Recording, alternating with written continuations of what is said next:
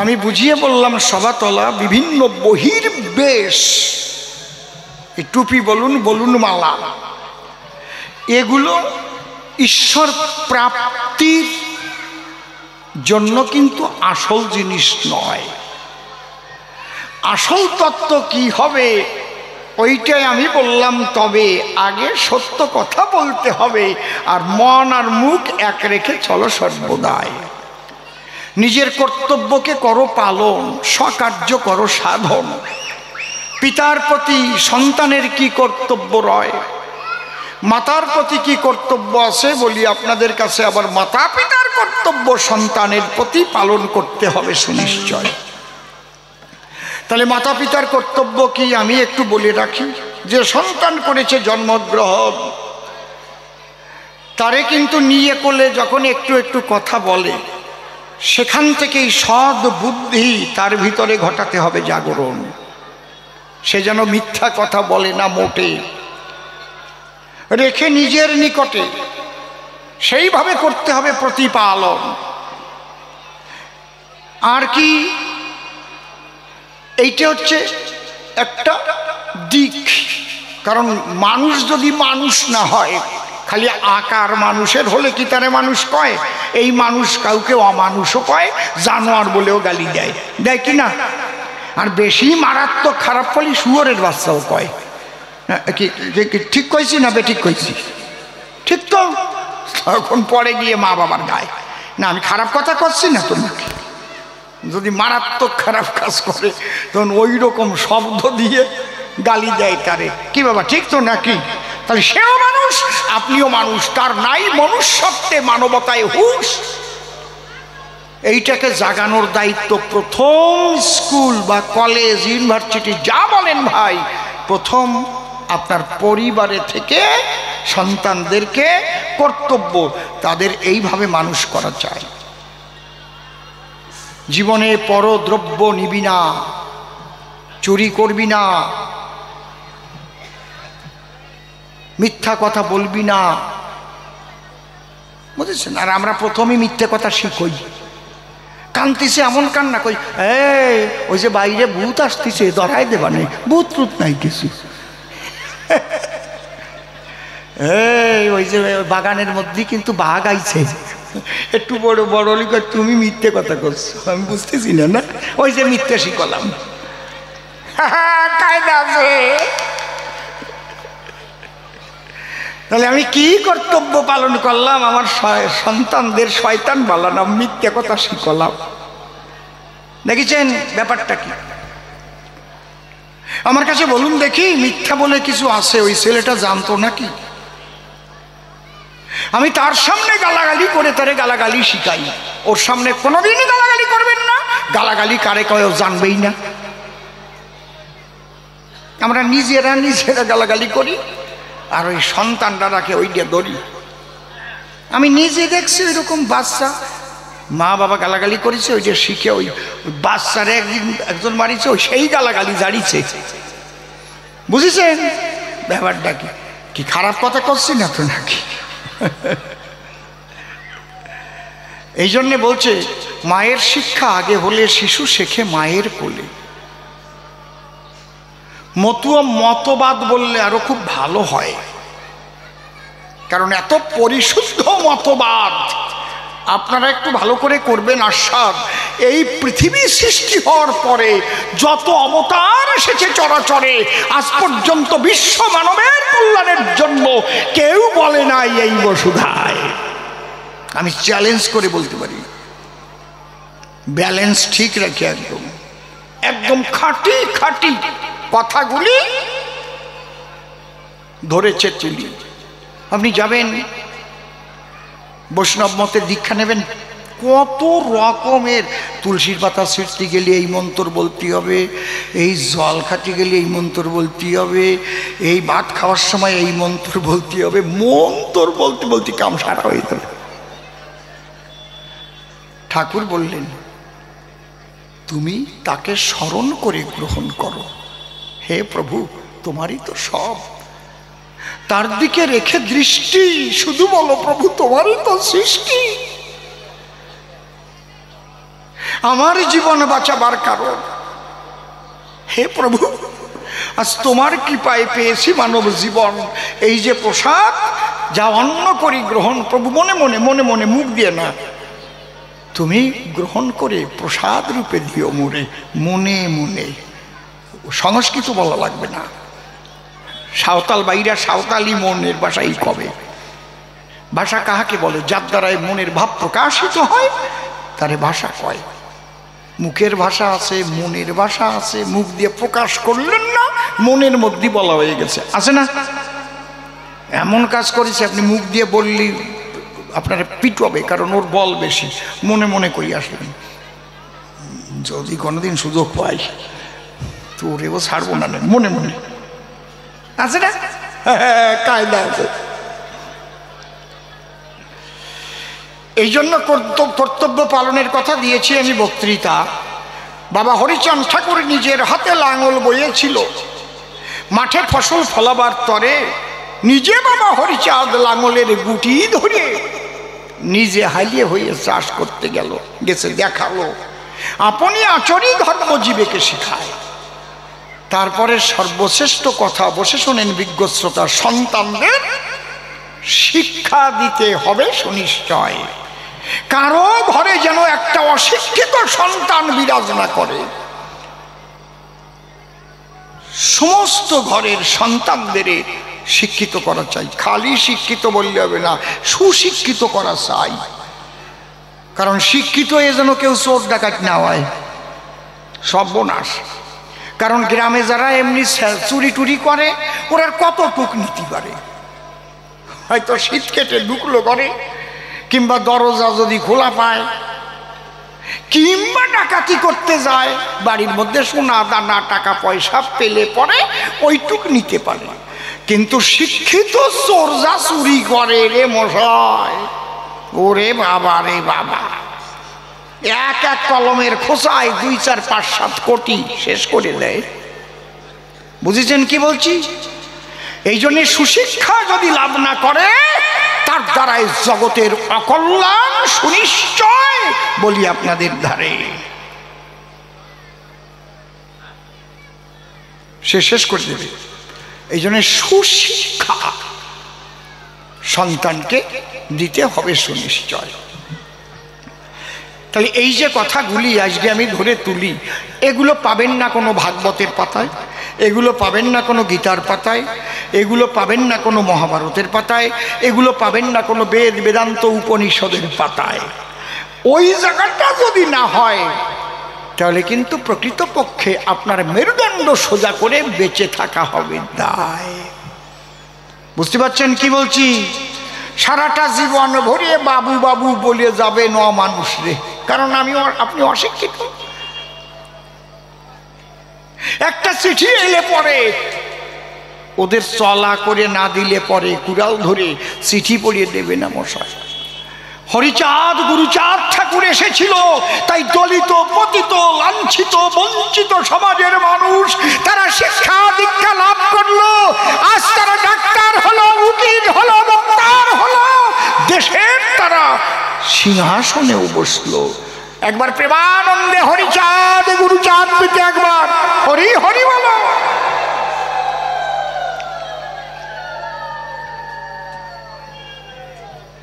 আমি যদি বলি যথাযথ লবকুশ যদি সুশিক্ষা লাভ করত, তাহলে বাবার সাথে ধনুর্বান্ধরে যুদ্ধ করতে পারত?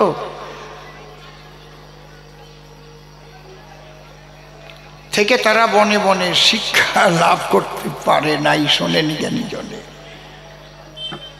এই জন্যে ওই যে যজ্ঞের রস্য করিয়া দর্শন, পিতা পুত্রের যুদ্ধের পালা আমরা শুনি রামায়ণ। কথাটা খারাপ না? কি বাজে শোনা যায় না? পিতা পুত্রের যুদ্ধ, আর গেলি কয় ওইটা গাও, ওইটা গাও। সরকার মশাই কি পিতা পুত্রের যুদ্ধের পালা গাও? বাবার ছেলে জন্মের গুতগুতি করে মারিয়ে ফেলতেছে, ওই পালা গাতি হবে। আমি গাই না ওই পালা, আমার বুকের মধ্যে বাজে জ্বালা। পিতা পুত্রের যুদ্ধ তো নয়, সন্তান ভক্তি করবে মাতা পিতার পায়। হরিবল হরিবল। নাকি আমি খারাপ কথা করছি নাকি? কথা কও না কেন তোমরা?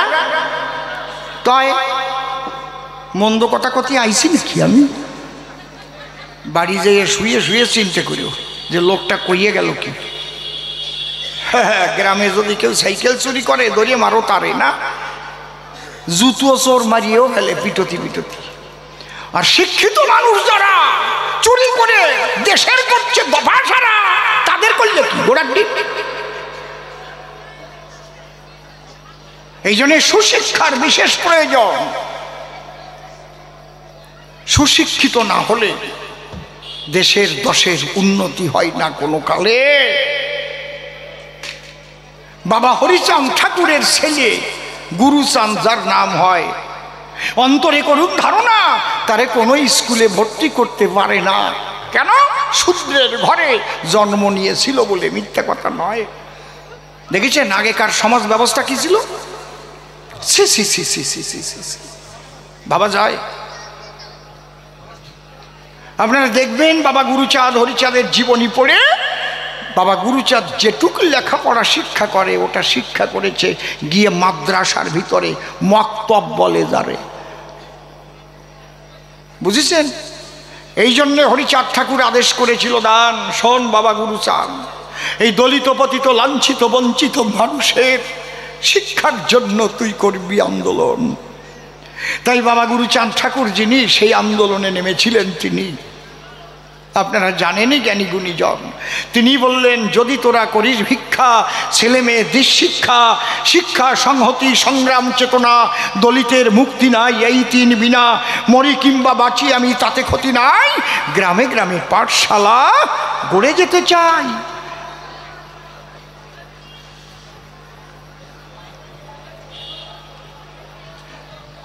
যাজ্ঞে কথাই পর্যন্ত থাকবে, আমি পরিষ্কার বলে গেলাম। তাই বাবা হরিচাঁদ গুরুচাঁদ এসে আমাদের পাশে যে জিনিস করেছে অর্পণ, অদ্যাবধি কোনো অবতার আমি বাকি কবতার বাজায় নাই এই নবতার, তুমি মন দিয়ে করো অনুধাবন। শিক্ষার কতটা প্রয়োজন আপনি দেখেন। শ্রীকৃষ্ণ কার বাড়ি গেছিল শিক্ষা করতে, লেখাপড়া শিখতে? দেখি কেউ জানে নাকি? Very good. বলি সবার বরাবরই যিনি কৃষ্ণ গিরিধারী, যাকে বলা হয় যে ঈশ্বর পরমকৃষ্ণ সচ্চিদানন্দ বিগ্রহ অনাদিরাদি গোবিন্দ সর্বকারণে কারণম, তাহলে তার আবার বিদ্যা শিক্ষার কিসের জন্য প্রয়োজন? সেই কৃষ্ণ গিরিধারী বাল্যকালে বসে শুনেনি জ্ঞানী দলে ভাই বলাইকে সঙ্গে করে গেল শান্তিপনি মুনির বাড়ি। আমরা গুরু দক্ষিণা পালা আগে গাতাম কীর্তনে। তাহলে যাকে বলি আমরা ভগবান, সে তাহলে বিদ্যালয়ে পড়তে গেল কেন? আগে তো কোনো বিদ্যালয় ছিল না, গুরু গৃহে লেখাপড়া শিখতে হতো। বোঝা যাচ্ছে কি নাকি? হিস্ট্রি অফ এডুকেশন আপনারা ভালো করে শোনেন জ্ঞানবান। একে তিন ভাগে ভাগ করা হয়। কি? একটা প্রাচীন যুগীয় শিক্ষাধারা, একটা মধ্যযুগীয় শিক্ষাধারা, একটা আধুনিক যুগীয় শিক্ষাধারা। প্রাচীন যুগে শিক্ষা লাভ করতে গেলে আপনারা জানেন যত বিজ্ঞ দলে গুরু গৃহে গিয়ে ওই শিক্ষা লাভ করত সর্বজন। কিন্তু আপনাদের আছে জানা, সেখানে কিন্তু দলিত সম্প্রদায়ের শূদ্রদের কোনো শিক্ষার অধিকার ছিল না। মধ্যযুগের কথা যদি আমি এই বক্তৃতা, তখন তৈরি হয় কি টোল ত্রিপাঠী, যে টোলে পড়েছিল আমার চৈতন্য মহাপ্রভুও খাঁটি, পড়ে নাই বিদ্যানিধির টোলে। তাহলে আমাদের সনাতন হিন্দু ধর্মের মানুষ বলে কি রাধা অঙ্গ কৃষ্ণ অঙ্গ মিলে হলো শ্রী গৌরাঙ্গ। ঠিক ঠিক করছে, খারাপ কথা না, আমি ব্যঙ্গাত্মকভাবে বলি না কখন। কিন্তু রাধা কৃষ্ণ একত্তরে গৌর হয়ে এসে নদেপুরে, তারপর লেখাপড়া শেখার দরকার দেওয়া কি? টোলে পড়তে গেল কেন? তাহলে কৃষ্ণ লেখাপড়া করতে গেল, প্রমাণ আছে ভালো। গৌরাঙ্গ লেখাপড়া শেখার পরে নিজে টোল তৈরি করলো রে ভাই। কিন্তু দলিতের জন্য কেউ শিক্ষার আন্দোলন করে নাই। দেখাতে যদি পারেন দেখান। কেউ করেনি। তাহলে সমাজের বহু সংখ্যক মানুষ যারা, বহুজন হলো তারা, যাদের দ্বারা এই সমাজের উন্নতি অবনতি নির্ভর করে সর্বদাই। আমার একটা গান আছে, তোমরা যারে চাষা বলো তারাই দেশের আশার আলো, ভারত মাতার অমৃত সন্তান। তারা পেটের ক্ষুধা মিটাইতে মাঠে ফলায় সোনার ধান, নিজের জীবন দেয় উৎসর্গ বিশ্ববাসীর বাঁচাতে পরাণ। সোনার খনি দিয়ে ভারত ভরিয়ে দেব, চাষিরা ধান টান ফলাবে না। খাবা কি? সোনা খাবা? খাও, সোনা খাও, ধরে ধরে খাও, সোনা দিয়ে বাতরান দিয়ে খাও। হ্যাঁ, কায়দা আছে কি? এক রাজার বাড়ি হাউস, খালি সোনা, খালি সোনা, সোনা ছাড়া আর কিচ্ছু ভালোবাসে না। জঙ্গলের মধ্যে যে সাধনা করিয়ে ভগবান রে পাইছে ধারে, বলে কি চাও? সোনা। সোনা, আর কিছু চাও না? বলে না। যাও, তোমার আশীর্বাদ দিলাম, যাতে হাত দেবা তাই সোনা হয়ে যাবে। ও তো দেখে নাই ভেবে যে এইরকম বর পাইছে, ও বাড়ি গেছে। বাড়ি যাই এই খিদে পাইছে, তাড়াতাড়ি দুটো ভাত দাও। যেই ভাত দেছে, ভাতে হাত দেওয়ার সাথে সাথে সোনা হয়ে গেছে, সোনার ভাত হয়ে গেছে। আর কপাল, এ কি হলো? তরকারিতে হাত দিয়েছে, তরকারি সোনা হয়ে গেছে। জল খাতে গেছে, জলে হাত দিয়েছে, জল সোনা হয়ে গেছে, গেলাম ভরে গেছে। কই শুনছ? বউরে ডাক দিয়েছে, যেই বউর হাত ধরিছে, বউ সোনার বউ হয়ে দাঁড়ায় রয়েছে। যা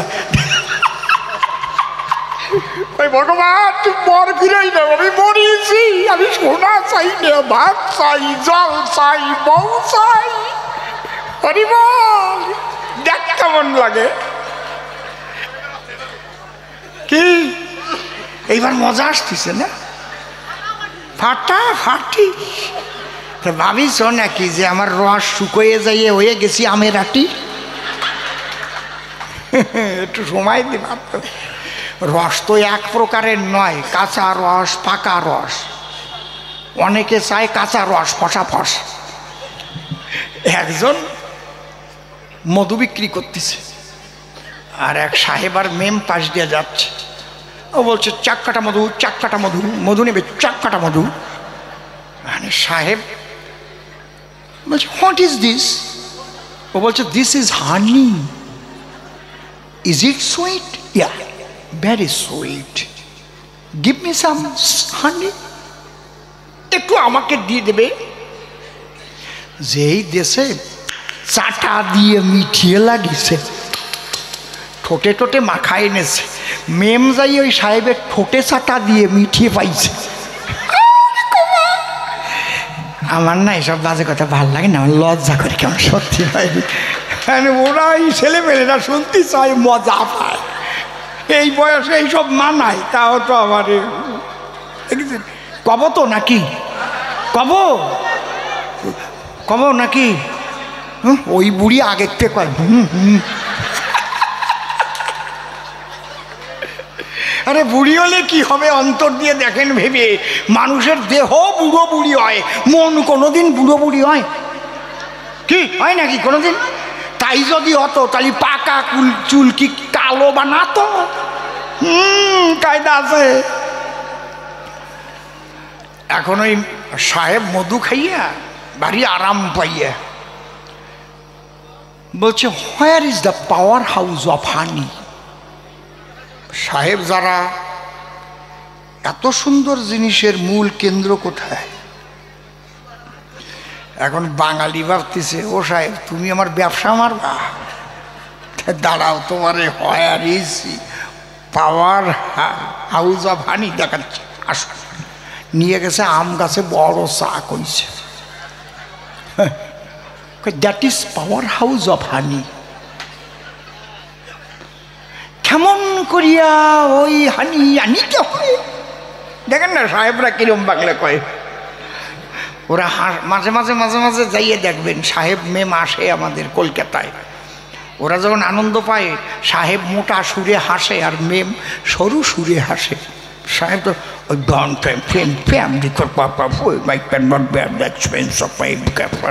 আর সে মেম যে সাহেব আসে, ও ও ও ও, মেম হাসে, বাড়ি এক কায়দা, বুঝেছ? হ্যাঁ, কায়দা আছে। এখন ওই যে জিনিস দেখার পরে এখন হানি আনতে হবে। কিভাবে আনা যায়? ওই বাঙালি যাইয়ে বড় এক গামলা নিয়ে আইছে, আর একখান কাস্তে নিয়ে আইছে, যারে কয় আমরা কই কাশি। কাশি মানে ওই কাপড় কাটা কাশি না, কিন্তু হ্যাঁ এই দেশে কাশি কলি তো আবার ওইটা বলছে কাশি, তাই না? ওরে আমরা কয় বলতাম কেউসি বা কেসি, মানে কেসি রেও কাশি বানাইছে। কব কি রে মশাই, দাদা বাবুরিও জামাই বানাইছে, ঠিক কি না? আরে জামাই তো আমার মা বাবার জামাই, তা আমি জামাই কব কেন? এখন জামাই বাবু। আগে আমরা কি বলতাম? দাদা বাবু, নাকি কি সত্যি তো না, না মিথ্যে? এখন ওই দাদা বাবুরেই কি কয়? জামাই বাবু। তাহলে আমার যদি জামাই হয় তাহলে আমার বাবার কি হয়? কায়দা আছে। তাহলে কেসি যদি কাশি হয় তাহলে কাশি কি?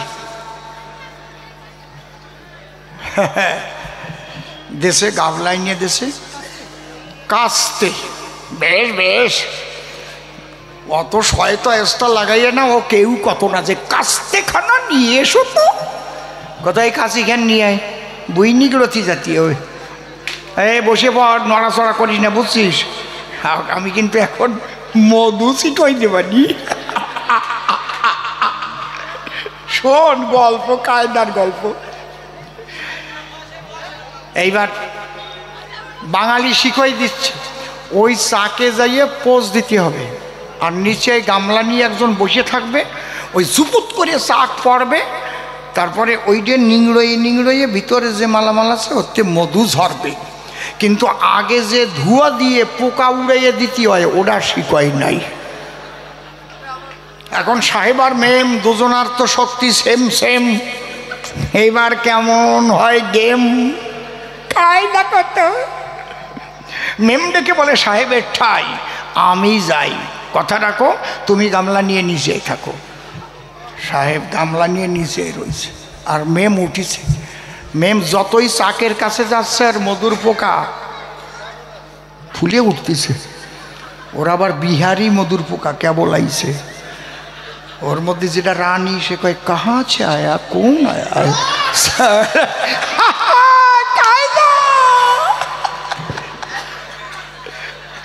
मुझे ठुकने के लिए कौन आया? বুঝতে পারছেন?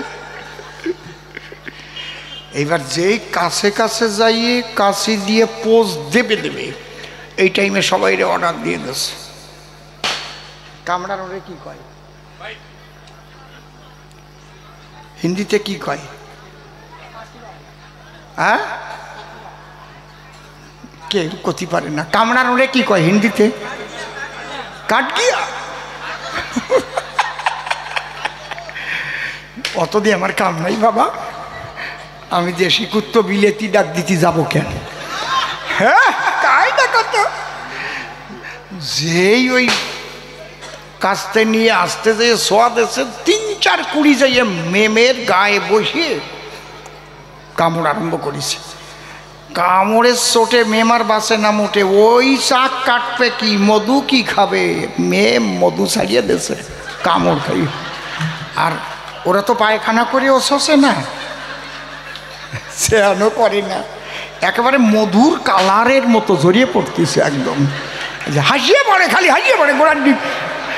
আমার না এসব বাজে কথা ভালো লাগে না, লজ্জা করে কেমন, সত্যি মাইনি। এখন সাহেব মনে মনে ভাবে, তাই ও নামিয়ে আসলে যদি আমি ভাগে কম পাই, আগে এক গালিও খাই। এক কোষ দৌড়িয়ে মুখে দেশে ভরিয়ে দেখে একটুও মিঠে না, এ কি শ্যামটা গন্ধ, নোনতা। বাঙালি ভাই, এ হানিতে তো মিষ্টি নাই। বাঙালি কয়, এটা কাঁচা মধু, এখনো পাকে নাই। কি রস আছে তো, না শুকোয় গেছে? কি হয়েছে? এই মানুষের বয়স বাড়লি কিন্তু রস আরো মোটা মোটা হয়।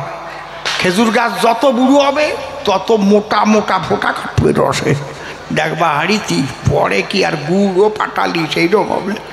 আর কচি গাছ যদি হয় চাষ দেয়, রস হাড়ি ভরে যায়, গুড় তেমন ভালো হয় না। হরিবল হরিবল, জয় জয় রসানন্দে একবার হরি হরি বল। ওই দাও তাও উলুধ্বনি দিছে, ভালো করে সবাই